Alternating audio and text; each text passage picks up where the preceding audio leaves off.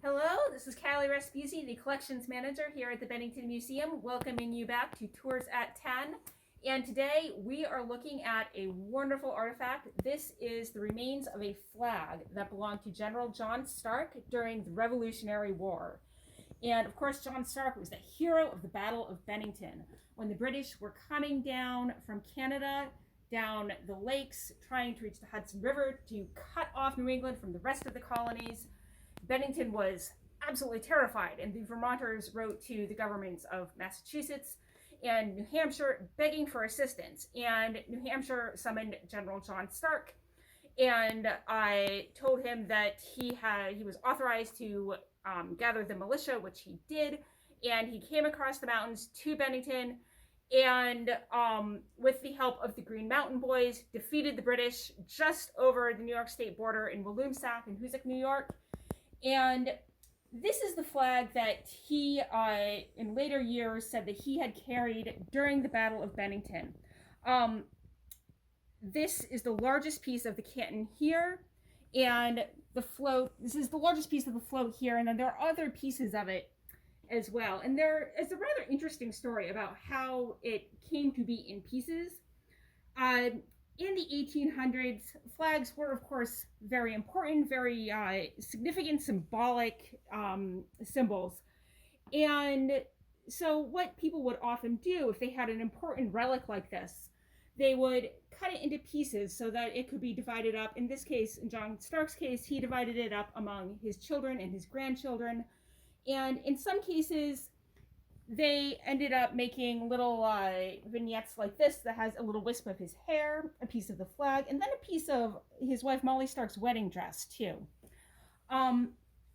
These ended up coming to the museum through various different places. The canton and the large piece of the float came from Jenny Osborne, who was the great-granddaughter of General Stark. And in 1877, 100 years after the Battle of Bennington, the canton and a piece of the float both came to Bennington temporarily for exhibit to celebrate the centennial.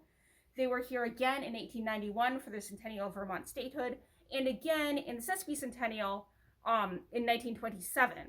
And in 1927, Jenny Osborne met up with E.T. Griswold, who owned the most interesting shop in town, and told him that when she got back to Manchester, she would send him a piece of this flag. And she did. This is the piece that she sent to him. And he later gave it to John Spargo, who had written a book about flags and mentioned this one in particular. And John Spargo already had a piece of the flag, which is this piece here, that he had framed up with a portrait of John Stark. And so Spargo took that little piece and sent it to the Sons of the American Revolution in Pennsylvania. They later gave it back to the museum in 1976, so we have it now. The large pieces here were sold by Jenny Osborne to a collector named Hall Park McCullough, whose name you might recognize. He was a member of the Park McCullough family at the Park McCullough House up in North Bennington, and he collected for Montana. He was very interested in particular in the Revolution. And when the museum opened in 1928, he put his collection on loan, including these pieces of the flag. And then when he died in 1976, he bequeathed all of these to the museum. Now, one of the most interesting pieces is this little one here that has this little painted swirl on it. And if you've seen reproductions of this flag, we have some for sale in the shop. It's usually the blue canton with the white stars and then a plain green float. Now, we don't know what this little swirl goes to.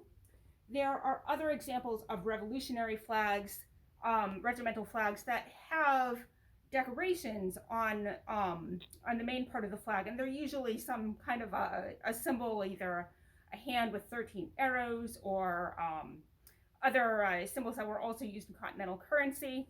So it's very possible that this flag had a large symbol on it painted on the green part of the flag too, but unfortunately these are all of the pieces that we have, and the other pieces in other collections are just the simple green fabric as well, so we don't know what that symbol might have been that was painted there. So this flag, it has also been called the Green Mountain Boys flag. It has been called the Second Vermont Republic flag. It's not really either of those things.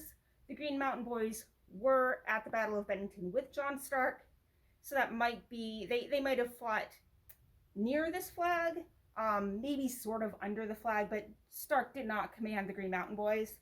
So that's sort of an interesting comparison, since there really was no Green Mountain Boys flag.